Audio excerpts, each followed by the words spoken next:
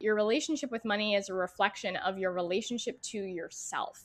Money is like a clear mirror where anything that you think about money and feel about money, you're projecting deep subconscious beliefs about yourself onto your money and your beliefs about yourself and your beliefs about the world.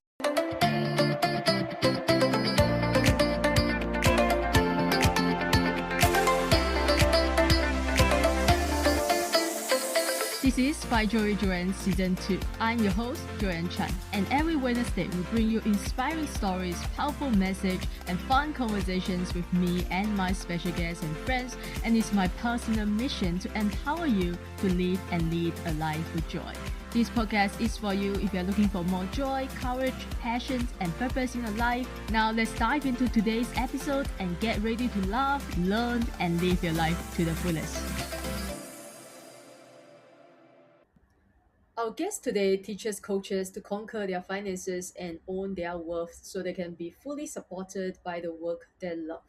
She uses a combination of tangible money management strategies as well as a variety of coaching techniques to help individuals transform their mindset and relationship to money, allowing them to strategically achieve their goals and live their best lives.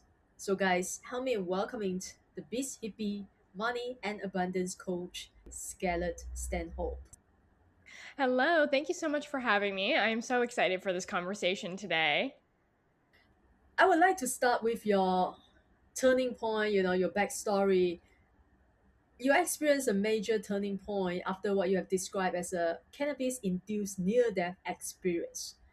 Without going into any of the details that you might not be comfortable sharing, how did that experience change the way you saw your life?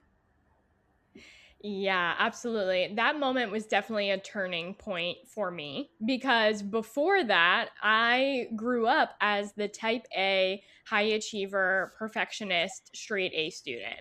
And I was the perfect child, and therefore this bled into my young adulthood. By the time I was 18, I was managing restaurants. By the time I was 20, I was getting my bachelor's degree in business management, accounting, and finance, maintaining a 3.9 GPA, paying for college out of pocket while working 30 hours every weekend, had no student loans, no credit card debt, and had $30,000 in savings.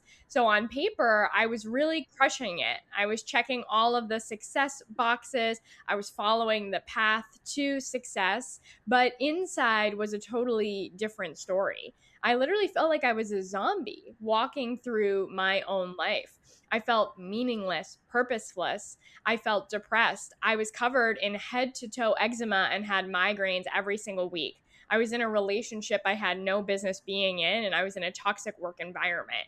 And so, even though things were looking great on paper, inside was a totally different story. And I really thought that if I just kept going, if I just kept checking the boxes, if I just kept making more money and chasing next levels of success, that someday I would arrive at a magic finish line that said, "You did it, Scarlett. Now you can finally enjoy your life or relax or think about what you want to do."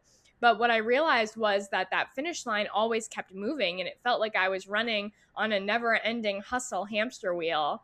And when I had this experience where I accidentally consumed way too much cannabis and had a panic attack and really believed that I was having seizures and dying. And I was a young adult, so I didn't know any better at the time. I didn't know anything about cannabis or marijuana. All I was ever taught was like drugs are bad.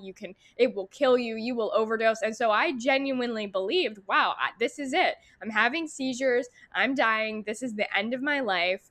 And I had all these epiphanies about my life and realized like, wow, okay, I'm covered in eczema because my body is screaming at me and telling me how uncomfortable this environment and this life is, and I'm not listening to it. And I could just see so clearly how I had really become a shell of a person and had conformed myself to meet this definition of success, but hadn't considered who I was or what I wanted. And so that moment, as scary as it was, it really forced me to make a decision about my life because up until that point, I had been very passive. I was just going with the flow. I was indecisive. I wasn't making decisions for myself and for my life. I was kind of letting life and society and this definition of success decide for me. And so in that moment when I thought that I was dying and it's 4 a.m., I'm laying next to my partner at the time, my boyfriend at the time, and I remember thinking, okay, well, this is the end. I guess I'm just going to lay here and die, and that's what's going to happen. And that felt like the easiest choice because that's what I had been doing up until that point was been passive. But in that moment, I'll never forget it. I remember saying to myself, well, if I'm going to die, then I do not want to die here. And so I got up out of that bed, got into my car, and called my mother at 4 a.m. and asked for help. And that moment changed everything because it was the first time I really took control of my life and started making decisions for myself and began my personal growth journey. So what did you do the next day? I mean, what was the first thing you did the very next day? Oh my gosh. Honestly, I cannot even remember the very next day. The answer is probably sleep. What I will say is that even though that moment was very powerful and dramatic, it wasn't 100% like night and day shift. It still took me many weeks, many months, many years to really change from that moment because the way that I looked at it was I had spent my whole life digging myself into a really deep pit. Like I dug a really deep hole and I was at the bottom. And that day, that night was me discovering I was at the bottom of this pit and starting to climb out of it. And so it took me a couple years to really climb out of that pit and get on solid ground. And then from there, that's when you can really start, flying the way that I like to look at it. And so it was actually more like a series of small, subtle changes and learning how to make decisions for myself. So I left that relationship. Wasn't right away, but I did leave that relationship. That was a hard one to make that kind of decision for myself. I faded off of that work environment and faded off of that job. That also took a lot of time, but just like slowly making decisions and moving in the direction that I want to go. But also, most importantly, I really took the time to rediscover who I was and what I wanted and what was most important to me, and started rebuilding my relationship with myself and developing self trust and self confidence. Because since I had let myself be put in all these situations, I didn't have that self trust anymore. Right. So when did you start to embrace a more holistic and spiritual lifestyle, and how did you discover spirituality? Yeah. So this definitely became part of my personal growth journey and part of my self discovery journey after that moment in time. But also, it was more of a coming home to myself rather than a new discovery because I actually had key pieces of spirituality and personal growth really baked into my childhood. Because when I was a young child and would spend a lot of time in the car, my mother began her personal growth journey. And so I remember listening to hours and hours of personal growth lectures and tapes on 3 hour car rides. And so there was already a lot of this information, this holistic approach, spirituality, and my mother's mentors were really baked into who I was. And so for me, it was really coming back home to myself. And a big part of my own growth journey coming out of that pit was finding yoga and going hard into yoga and just becoming a hardcore yogi, going to yoga every single day. And then a couple years later, became a yoga instructor myself.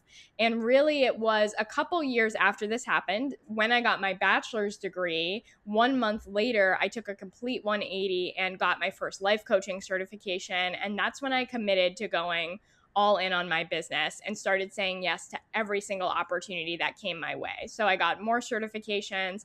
I started traveling the world and attending retreats and just went all in on the kind of life that I wanted to live. Oh my god, I cannot believe this because what are the odds? I just came back from Bali, um, from a yoga teacher training. I just completed my yoga teacher training, and now Oh that I'm my talking to gosh. you, like, what are the odds? Like, I have goosebumps, like, just hearing that. That's amazing. Yes. Congratulations. So yeah, what are the chances? This is why I believe in the universe, frequency, vibration, because you connect with the right people at the right time. I always believe that.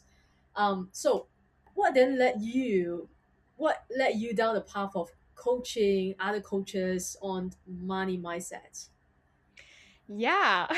Well, so yeah, I mean it's interesting. So my background is in business management, accounting and finance, but I also worked for a company that helped people budget and manage their money. It's called Richer Than You Think. It's owned by an amazing woman and she really taught me a lot about personal finance and all the things that I didn't learn in my bachelor's degree that was more focused on corporate finance and investing. And I worked there for a while and I really had a lot of information and background in the personal finance world and the accounting and corporate finance world. And so once I got my bachelor's degree and I got my first life coaching certification, I very actively was running away from all things money or business because it felt too obvious, it felt too close to home, and I really just needed something different. I see this often with people is when you are in a discovery journey, you got to really let the pendulum swing pretty far from side to side to figure out where your balanced middle point is. So I had been so hard in the masculine money strategy business side that I swung full on hippie mode. So that's when I went hard into life coaching, yoga, teaching, became a Reiki practitioner, became a total hippie. And that whole first year of my business, I was really just focused on life coaching in general and helping people live their best, most fulfilling lives and doing my best to take what I had learned in my own journey to help other people.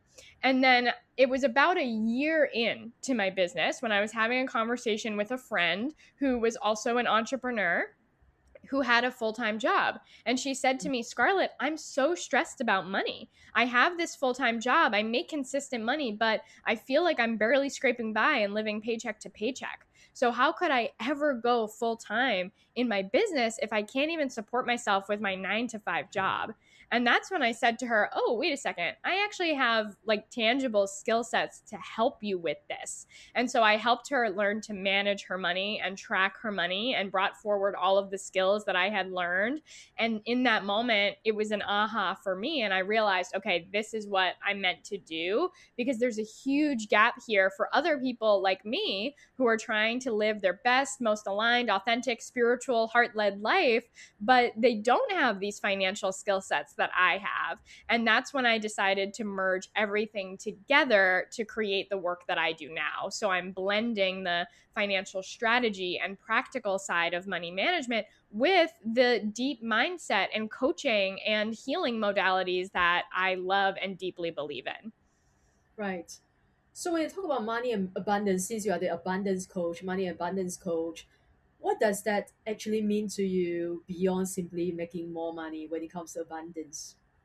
Oh my gosh, that is such a great question. I feel like I have this conversation all the time with people and my clients because often when we think of abundance and living your most abundant life, what most people try to do is work really hard to make more money. And more money is great, but the problem is I've worked with clients with very little money and I've worked with clients with tons of money and they can feel exactly the same. They can still feel like they're barely scraping by, they're still stressed out, it's never enough, and the life that they really want to be living is still just out of reach. And the problem is, if we're only focusing on getting more money, we can get ourselves stuck on that never ending hustle hamster wheel that I was stuck on before, because that's exactly what I had been doing. I was chasing more money, I was chasing more success, I was chasing more job titles, hoping that someday I would arrive at the kind of life that I want to live. And so, what I believe abundance really is harnessing the power of the money that you have right now to live the kind of life that you desire and to live the kind of life that is most important to you and most in alignment for you. And the reality is, it's actually possible to feel abundant and live an abundant life starting right now, today, with the money that you already have. And what happens is when we change our relationship with money first, instead of only focusing on getting more money, that's what allows us to feel like we have enough and allows us to start to live a life that we actually love right now. And once you do that, it opens up the door for more money to flow in. And for when more money does come in, it actually feels like more instead of feeling like you're stuck running a never ending race. I love that. Okay, so let's dive into the strategies, the how, because I'm sure people who are listening, like, how do I do that, right? I would love that. So, what are the steps to living the life you love and being able to support yourself financially to do that? Yeah, so there are three key steps that I have found make the biggest difference here. The first step is rewriting your money story. And this is a piece that a lot of people can miss, especially when we're really caught up on just like working hard and making more and more and more. Everyone has a money story. Your money story, or as I also like to call it, your scarcity seeds, are all of the beliefs, the stories that you have about money, yourself, and the world. And these are things that we are taught growing up in childhood from our parents, from society, from things that happen, experiences that we have that we make mean something about money. So, common ones, this could look like money is the root of all evil. If you have a lot of money, you're a bad person. People won't like me. My parents fight a lot over money, so money causes people to fight, and therefore money is bad. I have some clients who their families were well off, they had a good amount of money, and then something happened, like their dad's business went under, and then they were suddenly really poor and really broke and were struggling. And so the story that can come from that is it's going to get taken away from me. If I have a lot of money, it's not safe. It's going to get taken from me. There's stories of sacrifice and feeling like it's noble to sacrifice, it's noble to suffer. Or on the flip side of that, like, I don't want to suffer anymore and I'm just going to spend freely whatever I want to. These are just a few examples. This can show up in a million different unique ways, but it comes down to common core themes. And what happens is that your money story affects the way you think about money and feel about money and use your money.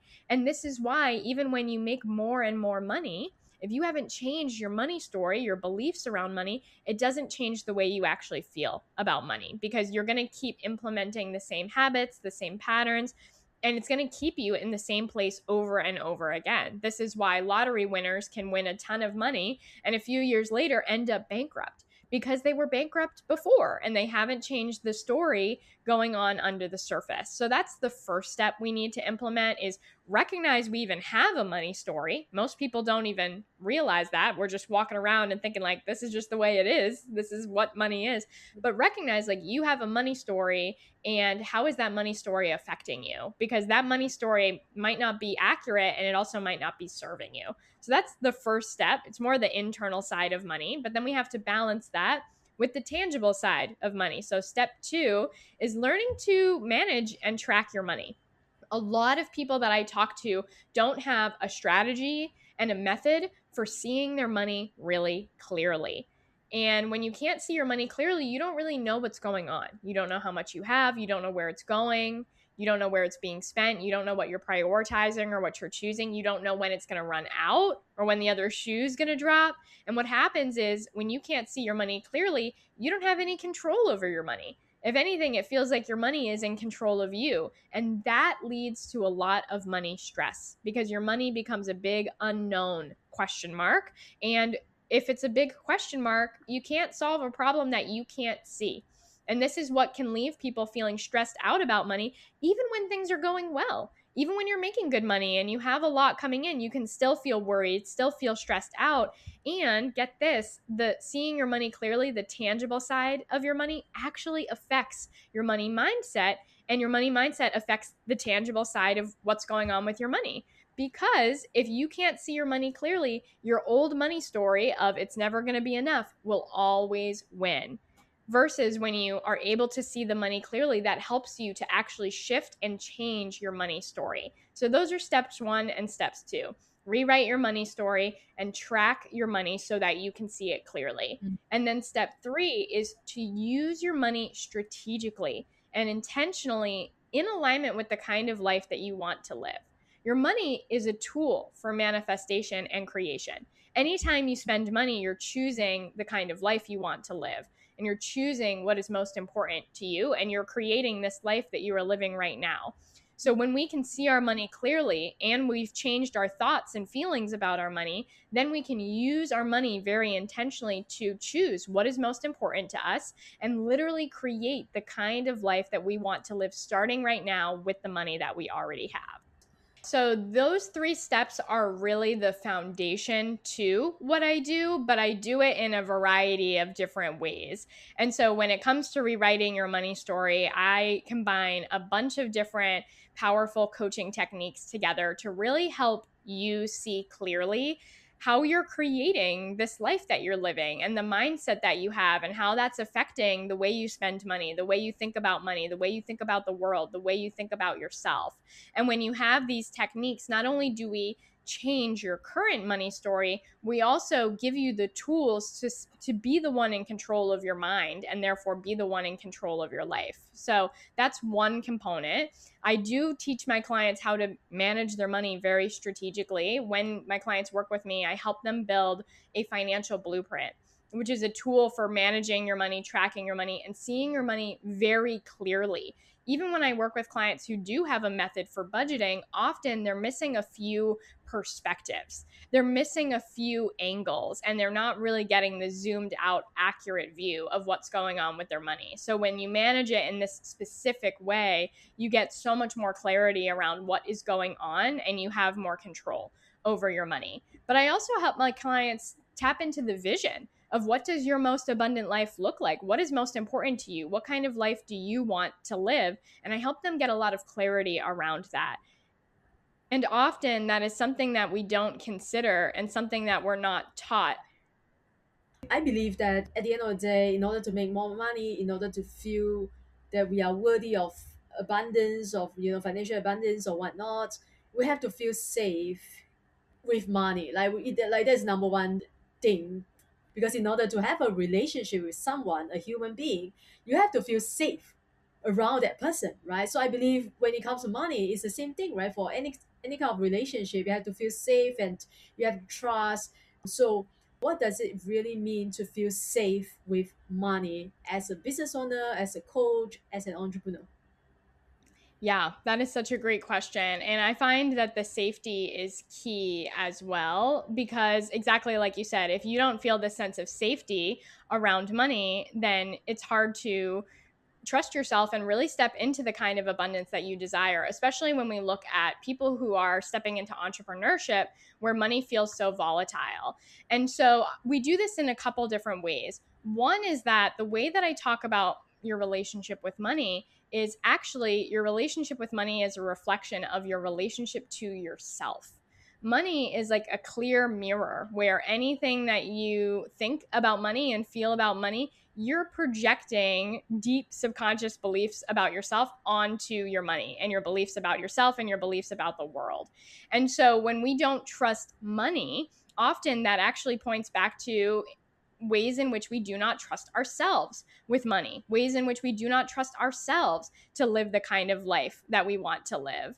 And so, a big part of this is developing deeper levels of self trust. And how we do this is I use a specific coaching technique called story work. And with story work, what you do is you pinpoint the moments in time, often from childhood, where we learned certain things about ourselves, the world, and money. And we made those moments mean something about us. And we carry those moments with us. We carry that story with us into the future. And often we'll keep playing out the same storyline over and over again. For example, like I don't trust money, or I don't trust myself with money. And then because something happened when I was a child, and then in the future, because I don't trust money, anytime money comes in, I'm afraid that it's going to leave me. So I spend it just as fast as it comes in. Or like I don't trust money to begin with, and so anytime there's an opportunity to make money, I subtly repel it and I'm self-sabotaging it and I'm blocking money from coming in at all. And so with this technique, it's going back to the moments in time where you learned these things. Where did you learn that you couldn't trust yourself? Where did you learn that you couldn't trust money, and why? And with this technique, you pinpoint that bring awareness to that, and are able to view those old stories objectively, emotionally process through them, down regulate through them. And from there, now you can get a clearer perspective and change the story and change the narrative and choose a new meaning that is going to serve you more because you're able to view it from this objective place. And I find that that is really the foundation, is we have to dig out those old weeds, those old beliefs that are not serving. And then the second piece of that is practicing trusting yourself with money. And a big part of that is implementing these steps that we talked about. When you can manage your money and track your money and see your money clearly and be really intentional and conscious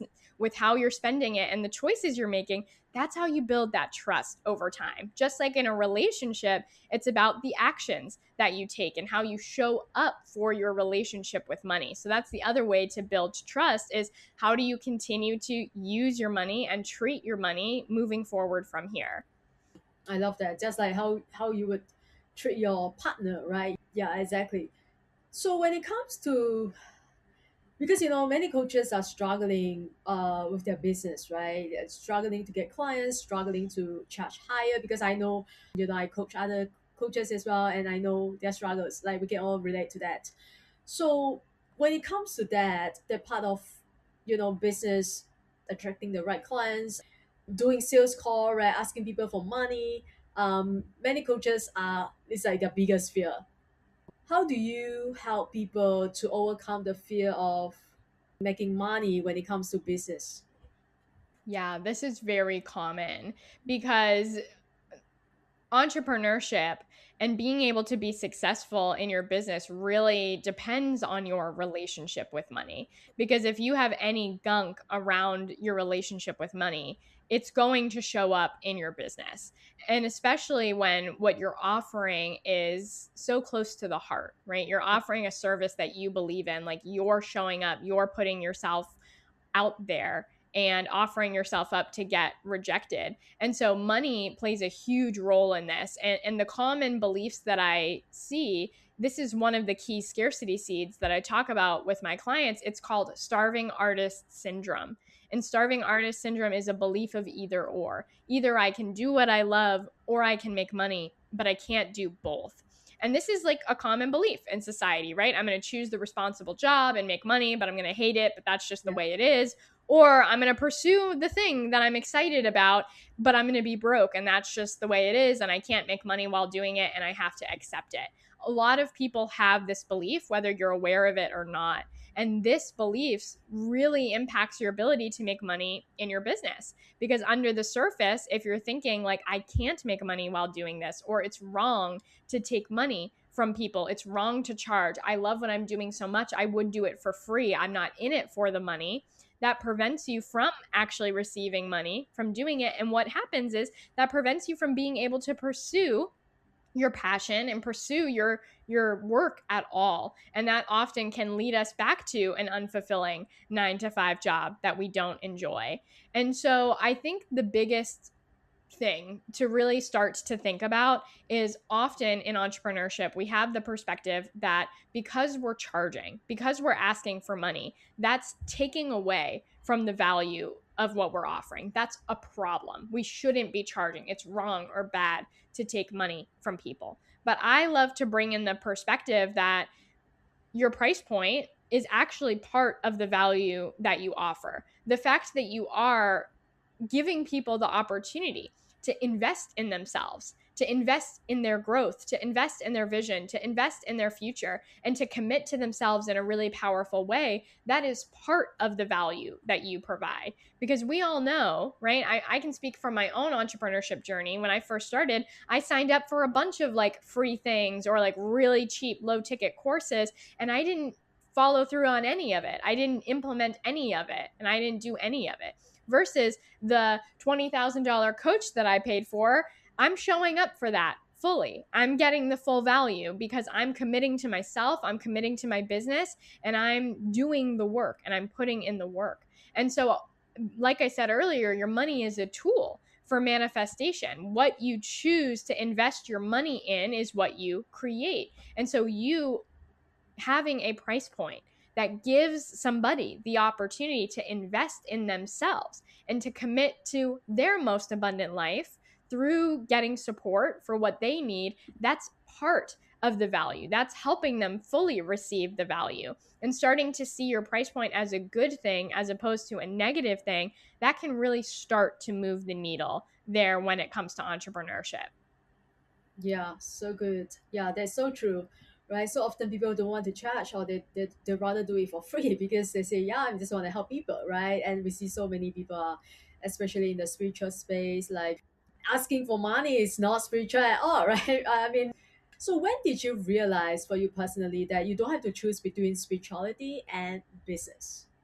Like they can coexist, you know? Yeah, I think it's been something that has slowly unfolded over time, but honestly, like this is the foundation of my whole business because my name of the business, the Biz Hippie, is exactly what this is talking about. It's how can we bring in the strategy, the logical side, the action taker side from my past life and bridge that with the yogi, the hippie, the version of me who's living her best life all the time. And really, my foundational belief is that it's possible to live a life you love. It's possible to do work that you love and be able to support yourself financially in that and for it to be like an actual legit job. And this has been my mission that I've gotten to achieve for myself and continuously work towards for myself and also help my clients to do the same. And I think that when we do this work around our relationship with money and we shift our mindset out of these old scarce ways of thinking, out of starving artist syndrome and unworthiness and not enoughness,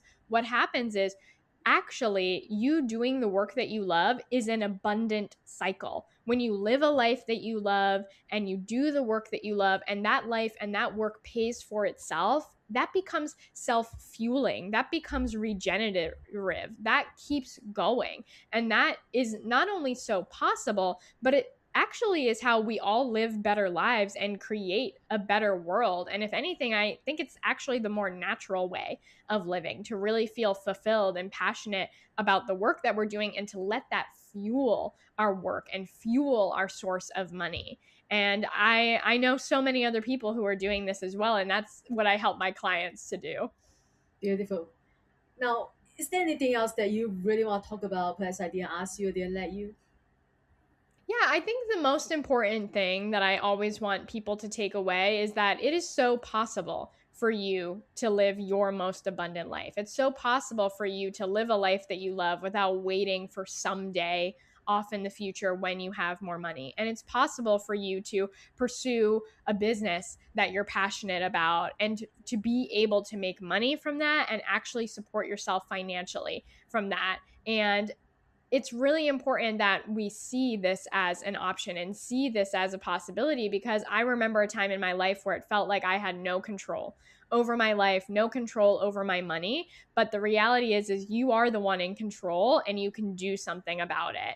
And so if you were to take away anything from this conversation, it's knowing that more abundance is possible for you and it's possible starting right now today with the money that you already have and from exactly where you're starting from. I love that. So I think that's your very first step before anything else is to believe that whatever that you want to do, whatever they want to achieve, whether it's a business they want to create, something you're passionate about to make more money, to live the kind of lifestyle, it's possible. Now tell my people where is the best place for them to connect with you. Absolutely. And so the best place to connect with me is actually, I have a free opportunity for you because one of the things that we talked about today is the first step is really bringing awareness to your current relationship with money. If you're going to shift anything, that's where you have to start because until you know what your current relationship with money is, you don't really know how to shift it or where to go from here. So I actually have a free quiz where you can discover your money mindset type because once you discover your money mindset, you're going to learn a lot of information about your current money story and what's currently impacting you and keeping you stuck.